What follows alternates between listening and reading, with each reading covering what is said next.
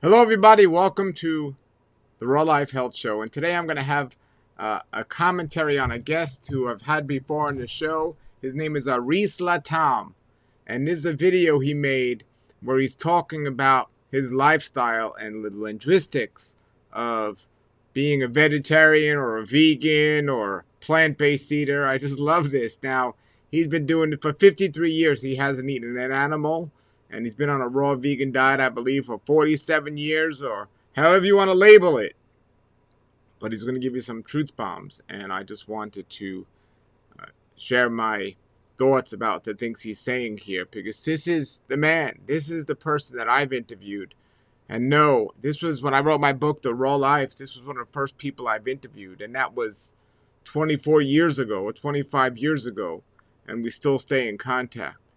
And he's a great example of the truth that we need to understand when it comes to the logistics of how the big corporate America and the corporate world tries to market certain things and how they market it. But we look at the existence of where these things begin. So we're going to see this now. And I'll put the link to the original channel this video was on. It's a pretty cool channel. There's other interviews with Aris on there. And you can go ahead and check it out there. Here we go. In the way of milk, they are not vegetarians. Those things don't vegetate. 53 years of not consuming animal and being known as a vegetarian, I hold tight to vegetarian and vegetarianism, because I do not accept that anyone who eats abortions in the way of eggs from chicken, anyone who eats pus, drinks pus from cows in the way of milk. Did you hear what he just said? Abortion is a chicken, an egg. Pus is pretty much what's left over. They call it milk. So he's talking about the real names, not the names the marketers have given these things. And if we use the real names, I often say is, when somebody says they eat meat, I said, you eat carcasses. It's the way we word things makes things sound like nice or palatable, but he's given some truth here. Let's continue to hear. They are not vegetarians. Those things don't vegetate. So don't talk to me about lacto-ovo vegetarians at all. There's a modern word that's being used to describe people like me, ones who don't eat animals, but I don't associate with that either. I am not a vegan. I did not get into this based on animal rights. And if there's any animal rights that I got into this to deal with, is my rights as a human being. Yes, embodied. Hallelujah. Great information. So, like I said, a lot of people will get into stop eating animals because they care about the animal's health and the animal's rights and so on. And that's all great and important and good. But most of those people are eating an absolutely terrible diet. They're eating vegan junk food. Not really healthy. And it's a good thing that they're caring about the animals, but they're not caring about their own body. And what he's saying here is so important. We got to take care of ourselves, and just calling ourselves our vegan doesn't mean we're taking care of ourselves. A lot of people worry about animals more than their own health. So we got to look at what he's getting at here. And then at the end where it talks about the sun-fired foods we should be eating. Embodied in my physical flesh. So I'm here to defend and protect my rights. You call it human rights, but it's still an animal right. My body. I'm here to defend it and protect it and establish firm ownership that this is me and my life. So I do not engage in relationships with animals that chase me down or try to run away from me. Bless your soul. I'm like Marcus Garvey when he sat with the Klan and said, look, you and I represent the same thing. We want the same thing for our people. We want separation. So animals, cats, dogs, rats, you name them, chicken, fish, I don't want the relationship with you that you don't want with me. But I'm not a vegan.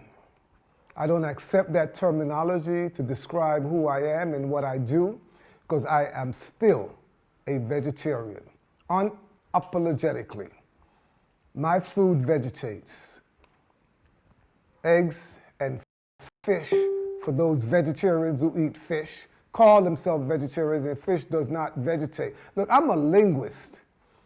I know the power of word, sound, vibration. And I know trichonology when I hear it. And that's why I don't associate with veganism. Yes, the bank. So again, he doesn't. By the technical word today, he doesn't eat any animals, so that's what would be considered a vegan, right? But veganism is really animal rights and not really health.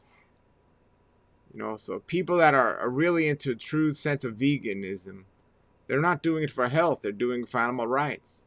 But people that are into eating vegetation are doing it for health. So, and what he's saying here is you're not some sort of vegetation if you're eating an animal or something. This is the labels and the words, and this is what I talk about often here, at the Raw Life Health Show is when we say like, oh, I'm high raw vegan. And it's like you're eating raw living foods or you're not. A lot of people say these words. Some people say I eat heat processed food. No, you cook food or you don't. Or as Aris calls it, sun-fired foods. So the words are important, but more important is understanding it's our body and our right to eat what we were designed and created to eat. Raw, ripe, fresh, organic fruits, vegetables, nuts, and seeds. And just because we can get away with eating something else isn't a reason to keep doing it if we want the best for ourselves. Hijacked our food basket. So let them call it veganism, let them call it keto for vegans or whatever. I don't associate. Don't tell me about intermittent fasting. I don't intermit in my fasting. I may extend my fast. Whoa. So he's talking about something that's very popular today, which, I'm a big advocate of, and he's laying it down, the truth about it. This is powerful. Listen. So if I only break my fast at 11 o'clock in the morning instead of 6 a.m., since I practice the daylight dining from 6 a.m. to 6 p.m., don't tell me that's intermittent. I am a linguist. Get your linguistics together. Get your word together. It is not intermittent. But these are good marketing sound bites to use the word intermittent as opposed to extended. It has a little more punch and a little more credibility to it. Regardless of intermittent or fasting, basically when we go to sleep at night, that begins our fast. We stop eating. And when we wake up, the first meal of the day is something called break fast, or some people call it breakfast. But it's breaking your fast. Break fast. And I'm in full agreement with him. The daylight diet, we're not designed to eat when it's dark outside. And I wrote a book about the daylight diet. But this is powerful information here. Hopefully people are getting this and not jumping on the bandwagon of all these new terms and terminologies and just realizing what we should be doing. Move on, because I'll come before, yes, vegan. Ahimsa comes before vegan. Eating as a Buddhist comes before vegan. And way back in the ancient times, yes, the Essenes, oh yes, the Nazarites, them come before them something, them modern something there. So I'm not about animal rights. Yes, I don't wear leather. I don't eat foods that have been, or use anything where animals have been used in experiment. But I got into this as a revolutionary to save, defend, and protect my life as a revolutionary human being, because I know that modern food has been weaponized. And that's why I had to even get out, yes, of the cosmopolitan way of living, the metropolitan way of living, the urban way of living, the big city life. And I'm back in my element. I'm in nature. I'm in the rainforest. Yes, I live where coconuts grow. Coconuts cannot grow in New York City, neither can I. Neither can I. I cannot grow where coconuts don't grow. So I'm here growing on coconuts, enjoying my coconut water in my milk rather than blank, empty, bottled water. Look, the watermelon vine bottles water for us. Who need to get water that's unstructured? We want structured water. So for the What he's referring to here, he's going to talk about for the past 47 years or whatever it is, he hasn't drinking water like we call it, like bottled water or tap water. He just drinks coconut water and his milk from the coconut meat. And powerful man, and he has some great videos. I did some interviews with him. I've seen some other great ones on the internet. His name is Aris Latham. I'll put his name and a link below, but check this out. The past 47 years now, I've not eaten cooked food as you know it. Yes, all sun-fired foods, foods that are cooked by the sun. Because I know that the three essential foods in life are sunshine, oxygen, and living water. And I am to extract those from the plants. So don't tell me about plant-based either. The sunshine, oxygen, and living water. The living water is found in the fruits and vegetables. The sunshine is found where coconuts grow in the tropics. You can get fruits and vegetables and sunshine in a cold climate, but it's not conducive to that environment. The clean oxygen, which is harder to get today than ever before. Now he's going to talk about the term plant-based. Come on now, I am a linguist. When I hear plant-based food, what the heck is on the base? If plant is the base, what did you lace it with? Some frog doo-doo? Some nanoparticles? Some GMO? Some chemicals? Or whatever. And please, don't try to take me beyond meat either. We came before meat. We are before meat, and we never settled for meat as reserved that word meat for animal flesh. We're not into that. The original meaning of the word meat is food. Check your dictionary. Excuse me. So we're not going beyond meat. We're here.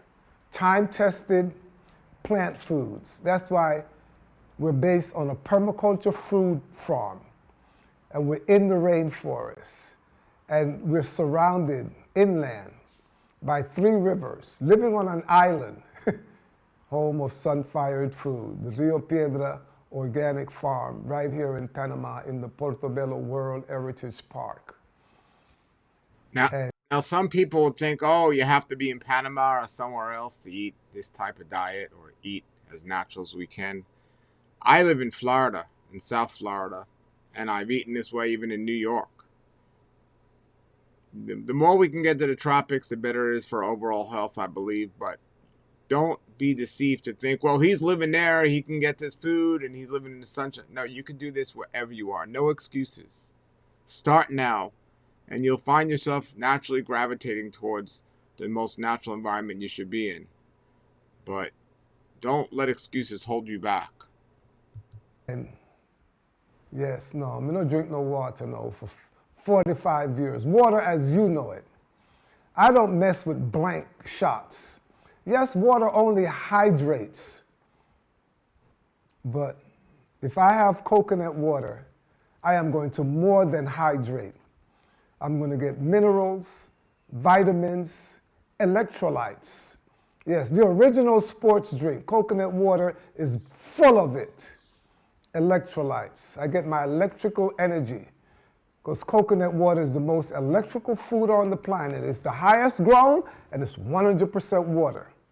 I want to also say here that when you go to the store to buy coconut water, it's not what he's talking about. He's talking about water from the coconut, not something that's stabilized sitting in the refrigerator for months. A true coconut will sit for quite a while, but once you cut it open, you need to drink it within a couple of days. That's the living food. So, don't think, do the best you can do with what you got. But he's talking about the fresh coconut right off the tree, sticking a straw in it and drinking it. So I am sticking with the time-tested food. And please, I am not slutty. Don't bring me into this new argument. Eating slut. No fake food. No imitation. No GMO. I didn't fall for gluten. I didn't fall for tofu. So it's too late now. Okay, so we'll pause that for a moment while we're waiting for the computer connection. But folks, I know it's hard to believe. We've been so indoctrinated to eat a certain way. And it's hard to believe. It's interesting that people call it extreme. Like they call this man extreme or call me extreme for eating raw food. They're eating animals. They're eating carcasses. They're eating GMO foods, carcasses, and all these things. And they're calling us extreme. Do you see how backwards that is? Even my own daughter, she's been so indoctrinated. When she looks, she goes, Dad, here I am eating fruits and vegetables. She goes, Dad, when are you going to eat some real food? Real food? I'm eating fruits and vegetables right from my tree. Real food? What do you mean real food? This is the indoctrination that people have. And people think that it's not real food if it doesn't have eyes or a face. People don't understand. Living foods are living. They produce life or enhance life. Dead foods are dead. You're eating something that's might give you pleasure, but it's not giving your body health. For me to fall for slut, I am not slutty. Bless up. This is how I do it. This is where I stand. And that's why I'm in clean air country. Environmental hazards, air pollution, me no mess with them kind of place no more. I might pass through because I definitely have to share with my brothers and sisters who are trapped in the concrete jungle. But me not live them place them. I am here again as a heavenly body on planet Earth. It's very interesting. I first met Aris when he had a restaurant in New York and Brooklyn, and I interviewed him there. And it's nice to see him gravitate towards his home, Panama, where he's originally from, and in the tropics, where we should be. It's hard to escape environments with mass pollution and things like this. But again, don't use that as an excuse not to do the best you could do where you're at. And Aris's restaurants that he's had over the years, Philadelphia, Washington, New York, are right in the heart of the city of these concrete jungles. But he's used it to help teach people, inspire people, and it's worked, and he certainly helped me. And I hope this interview is inspiring you. Living a planetary life. Oh, yes. And my link to the rest of the universe are the plants. Oxygen. I want to extract oxygen from my food. I want to extract sunshine from my food. Yes. I want to extract living water from my food. H3O, structured water. Don't give me the blank shots. Don't have me filling up my body with no 8 glasses of water a day. I have a limited capacity as to how much I can put into my body, and I want it to count. Oh yes, I want to live in an expensive body. We don't want no cheap blank shots. It's living. Water dilutes. It dilutes everything that it comes in contact with. You educated fool, how do you think, wait, didn't you realize that water is diluting you? And then might be you drinking 8 glasses of water a day? You want to dilute your life? Go on. We don't need you in this world order. We don't need you into this new civilization. We are in the age of Aquarius. Step on up, because if you're not into elf, we don't know what'll go on with you, but figure it out. I am here to share a provocation moment with you. I am here to provoke. I'm not here to heal. I'm not here to save the world. I'm not on any kind of mission like that. I am here defending and protecting my life, and if I can do it at 76, not sick, 20/20 vision, my brain is expanding, no B12 into my body like the way your body is being gangstered up with all the B12 from all them animal protein. Yes, I do have a severe B12 deficiency, but check my nerves. And you have an argument with me, bring your medical report. Let's put it on the table next to mine. Let facts speak more than sound bites. So, Aris here doesn't do any supplementation with vitamin B12, which is questionable for vegans. And he has other videos about it. I'll post one here soon, and we'll talk about it. So this is the one area where a lot of vegans will, or just people in general, will disagree strongly with what he's saying. The man's 76, and he has no signs of B12 deficiency, but the thing to keep in mind is most people that have a deficiency don't know it until they have a deficiency. Regardless of how you feel, regardless of what's going on, regardless of what you think is right to take or not to take, it's a very simple way to know.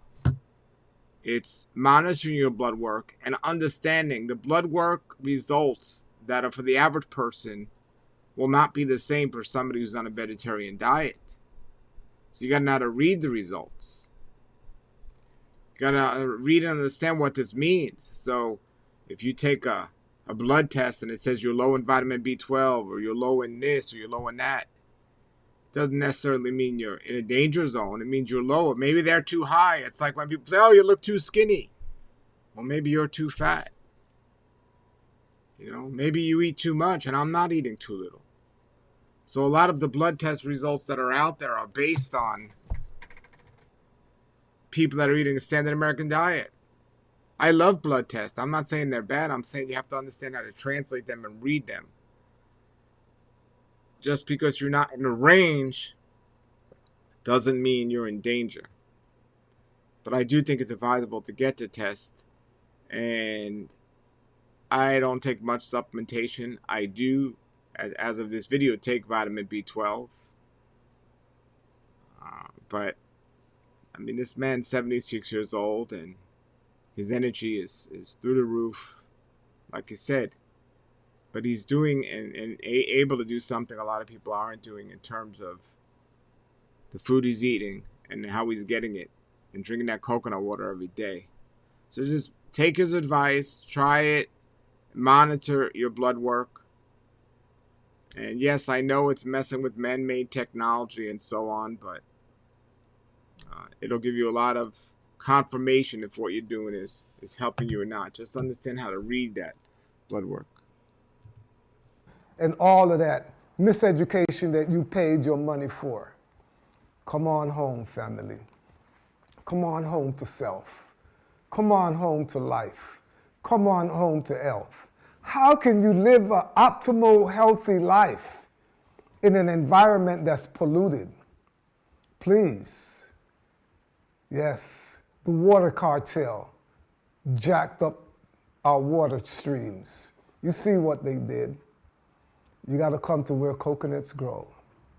The food cartel, or let's just say the bankers, because they're into profit and greed. Yes, they've hijacked our food basket, and now it's been corrupted. Look, starch, complex carbohydrate is a complicated food. And you go up and down all the aisles in your grocery store, your supermarket, even your health food store, quote. Nothing but all the processed foods are grains, beans, and deep roots. Starch, complex carbohydrates, complicated foods. Come on now. It's fool's food. So please, be careful with those empty calories, because you have to turn your body into a refinery to make sugar from those. I run on sugar. That's why I needed some extra sugar in my coconut cacao milk, and I put dates in there, because I burn sugar. Yeah, I burn sugar. And one thing that I'm burning today, fireman, burn fire. You burn everything else, you need to burn fire now.